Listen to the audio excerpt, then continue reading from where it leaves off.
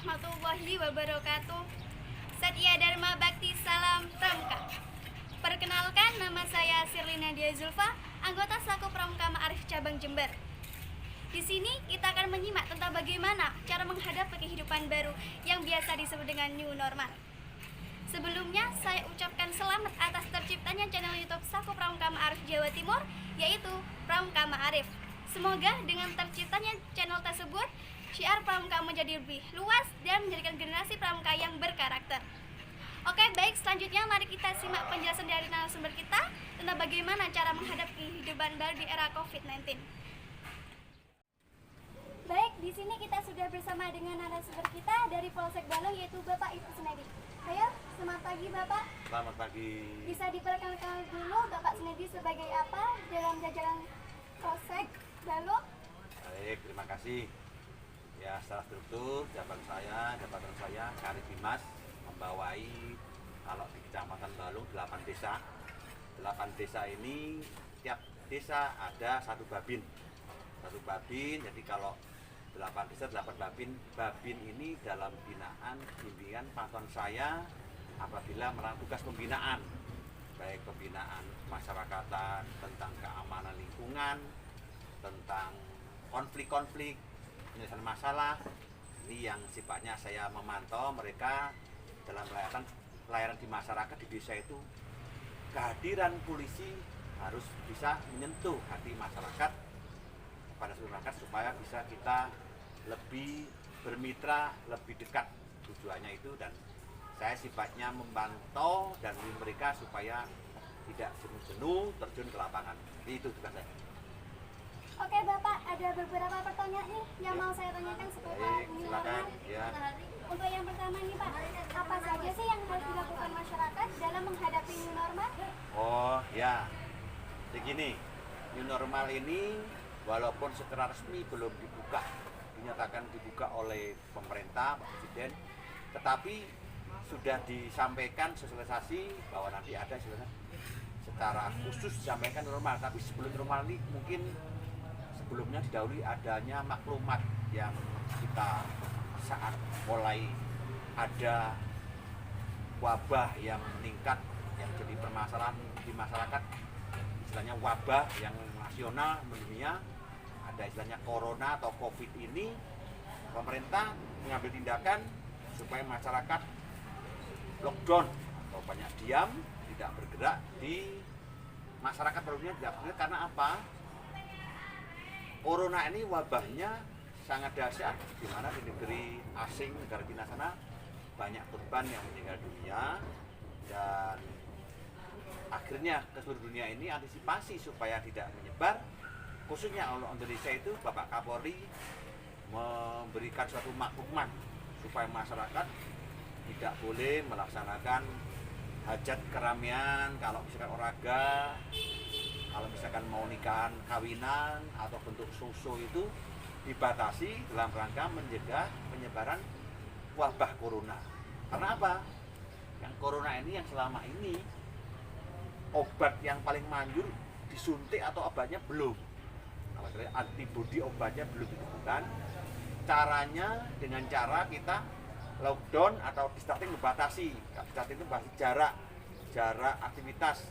Kita berjauhan seperti ini supaya kita kalau misalkan ada orang yang kita nggak tahu sakit, tidak gampang tertular. Jadi jaga jarak, pakai masker, dan diantara ini pakai penutup seperti ini tujuannya kita mencegah, menghindar. Ini new normal nanti seperti ini. Diharapkan kalau tidak punya alat seperti ini, teropong lapis kita komunikasi, masyarakat bisa memakai masker. Nah, saya sendiri kalau tidak diwawancarai, masker saya pakai. Ini wabah corona ini menularnya itu ada tiga yang membuat kita tertular itu, diantaranya mulut, hidung, dan mata. Makanya yang bagus kalau tidak pakai alat seperti yang saya pakai ini, tutup mulut, masker, sama hidung, pakai kacamata, karena penularan itu yang paling sangat membahayakan, yang paling mudah itu lewat itu. Tetapi bagi yang rentan, orang tua, yang mudah sakit ya, terus termasuk anak-anak, ini lebih sangat rentan, itu istilahnya gampang ditulari. Karena apa? Orang rentan ini fisiknya belum sempurna seperti orang dewasa. Jadi yang baik itu, normal itu nanti kalau berboncengan keluar naik bis apa itu sarung tangan dipakai, yang bagus, pakai kerudung seperti itu, kacamata. Itu diantaranya normal. Nanti setelah resmi dibuka, aktivitas bus taksi itu kan antar provinsi, antar kabupaten kan dibuka normal. Nah ini kan masih belum dibuka taksi-taksi, jadi masyarakat belum aktivitas, belum sempurna. Jadi istilahnya masih kita persosialisasi itu masyarakat disuruhkan jangan lupa pakai masker. Namun demikian saya sebagai aparat kepolisian tidak kurang-kurang siang malam ya masyarakat, baik lewat media sosial maupun ke pasar, ke pertokoan. Kadang masyarakat tidak sadar untuk mencegah dirinya sendiri dari sakit itu dia ceroboh, ya ceroboh. Dan untuk hal-hal yang sifatnya mendapat musibah ini, saya punya datanya, di Jember itu tidak malah berkurang, bertambah, karena masyarakatnya tidak disiplin. Di antara sebagai masker, disuruh diam di rumah, malah keluar. Memang tidak betah kalau nggak keluar. Ini sampaikan kenapa? Kalau dalam teori medis, orang-orang kesehatan ngomong inkubasi embrionya penyakit wabah corona itu 2 minggu. Kalau kita nggak bergerak, diem, mati sendiri gitu loh. Makanya itu ada istilahnya pembatasan 2 minggu udah keluar, itu mati sendiri kalau dia gerak. Karena apa? Perbedaan corona covid ini, dia nggak punya kaki. Kalau nempel di manusia, kita batuk, flu, lempar dari manusia keluarnya. Kalau kita diam kan orang lain kan, maksudnya tujuannya kita mencegah itu seperti itu. Oke, jadi intinya yaitu untuk mencegah penularan COVID-19 yaitu dengan membatasi jarak. Ya. Baik, untuk pertanyaan kedua nih Pak, Ya. kita kan sebagai umat beragama, Ya. khususnya umat Islam nih, kan wajib melaksanakan sholat. Ya. Nah, apa saja sih yang harus kita persiapkan untuk bisa melaksanakan sholat, khususnya sholat berjamaah di masjid? Alhamdulillah. Jadi gini, pemerintah selain lewat maklumat kerjasama dengan ulama umaroh. Jadi kalau pemerintah itu menyampaikan di masjid-masjid bukan melarang sholat, tetapi menggunakan cara-cara protokoler. Protokoler itu caranya apa? Keluar rumah tadi sudah sampaikan pakai masker, gitu, pakai kacamata, dan di masjid-masjid itu jangan sampai kosong. Seharusnya disiapkan cuci tangan, ya, di tangan. Ya, di antaranya itu sabun. Jadi kalau di tempat ibadah itu disiapkan itu. Terus ada dalam ilmu saya tanya kepada seorang ulama kiai, kan kadang kita nggak tahu apa sah hukumnya. Wong kita itu loh, sembahyang berjarak. Jadi kisah-kisah zaman dahulu itu banyak sekali rujukan bahwa selama kita dalam wabah corona, demi mencegah corona, sah hukumnya kalau kita sholat berjarak. Itu ada dalam hukum-hukum yang dari ketentuan Islam itu sudah ada dalilnya. Jadi yang penting kita kalau walaupun tidak tahu maksud daripada itu, pemerintah itu juga memberikan aturan distancing, jaga jarak itu tadi sudah kesepakatan, sudah bersama-sama ulama-ulama MUI ya. Jadi kalau pelanggar itu kita jaga jarak. Terus yang pakai hambal itu kenapa selama ini hambalnya kok suruh lipat? Karena kalau kita bersin flu seperti air lendirnya itu kan nempel di apa? Lapak dari sajadah atau lapak daripada apa namanya itu? Yang di lantai itu ya, hambal. Kuatrenya nanti tersedot. Makanya itu disuruh ngepel. Anjurannya memang ngepel masjid itu menurut medis tiap hari, tapi nggak mungkin yang ngepel sopo ya, biayanya berapa, sangat mahal. Ini kembali kepada kita daripada dawuh Nabi. Kata Nabi, kebersihan sebagian daripada iman. Kita seperti ingatkan dengan corona ini, akhirnya mau bersih-bersih, jaga kebersihan yang selama ini kita mungkin kurang jaga kebersihan ya. Kita tegur sama Allah karena ini sifatnya mendunia, disuruh menjaga kebersihan. Nah, itu yang baik tiap hari. Namun demikian tidak kuat di kalangan takmir apa ya seminggu 2 kali seperti itu. Jadi intinya menjaga jarak itu dalam sholat sah, tidak ada masalah. Tetapi ada hal yang tidak mengerti oleh masyarakat. Ada istilahnya yang membantah, sholat aja kok diatur atau seperti apa bunyinya, mungkin sampean tahu kan. Ah, kalau yakin sholat itu cuma dempet, ini sudah ada hukumnya. Karena apa? Di dalam hadis itu banyak menyatakan kita tidak ingin lari dari penyakit, tetapi kita berikhtiar pusat supaya kita tidak kena penyakit.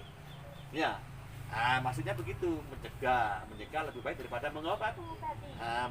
Bersiap payung sebelum Hujan. diantaranya itu. Sudah paham ya? Jadi secara agama itu memang sudah diatur. Jadi kalau sembahyang berjamaah di masjid itu dikhawatirkan kita nggak tahu ada jamaah yang sakit masuk, kita nggak tahu orang sakit. Nah, paling tidak mencegah dulu seperti jaga jarak. Dikhawatirkan itu seperti itu, paham ya? Nah, ya itu aja. Oke, untuk pertanyaan terakhir nih Pak, Ya. apa pesan Bapak kepada masyarakat untuk menghadapi new normal saat ini? Ya, terima kasih, alhamdulillah. Pesan saya kepada masyarakat new normal ini, masyarakat disiplin menyikapi dengan adanya wabah corona yang mewabah secara nasional maupun internasional ya. Karena apa? Dengan disiplin kita memakai masker, kita menggunakan kacamata, kaos tangan keluar ya, disiplin. Di mobil disiapkan alat apa ini ya, ya namanya ya, pembersih tangan. Nah, itu di sana semata-mata kita tidak terkena wabah itu. Kalau kita sendiri tidak disiplin, sembrono, merasa kita mungkin kebal, tidak tahu, kita diuji Allah, kita sakit, kita nggak tahu. Jadi harapannya dengan new normal ini walaupun sudah aktif dalam beraktivitas, wajib hukumnya ya, untuk diri sendiri dulu. Tetapi nanti dari pemerintah akan melakukan tindakan, karena nanti sifatnya kalau sudah disampaikan yang tidak memakai masker melanggar ya, kita polisi sudah operasi ngorak-ngorak. Mungkin yang sampean tidak pakai masker apa? Saya panggil, kenapa masker? Sudah tahu gini sudah Pak. Nah, hukum disiplinnya apa? Ayo nyapu-nyapu. Nah, hukumannya namanya hukuman disiplin sosial ya. Suruh nyapu-nyapu, bersih-bersih seperti itu. Jadi tindakannya bukan sampai tidak pakai masker dihukum ya. Nah, itu tadi kalau mau dihukum berarti harus ada undang-undang peraturan daerah perda dari bupati. Yang tidak pakai masker didenda 100, 200 ya. Kalau tidak mau bayar masuk penjara, itu peraturan daerah. Jadi peraturan dari Kabupaten Jember, Lumajang, Gunung dan lain itu beda. Ini tergantung nanti bupatinya mau nggak menegakkan kedisiplinan dalam program new normal pemerintah itu. Itu aja. Jadi kuncinya disiplin terhadap diri sendiri dalam mencegah COVID-19. Nah, itu sudah. Ya. Baik, terima kasih atas waktu dan penjelasannya Bapak Ibu Sunedi. Ya. Semoga kita selalu diberikan kesehatan oleh Allah Subhanahu wa taala. Mungkin ada yang ingin disampaikan lagi Bapak? Ya, saya kira saya nggak terlalu banyak menyampaikan pesan kepada masyarakat pada umumnya. Istilahnya kita menyambut wabah ini jangan meringankan, jangan kita membuat yang sifatnya itu memperkeruh suasana. Wabah ini jangan sampai, kalau bisa jangan menjadi hal-hal yang menakutkan, tapi kita berbuat mencegah lebih baik daripada mengobati. Disiplin memakai masker diantaranya itu aja yang terbaik. Baik, acara bintang-bintang kita sudah selesai. Saya Sirlina Dia Zulfa, anggota Sako Pramuka Cabang Jember.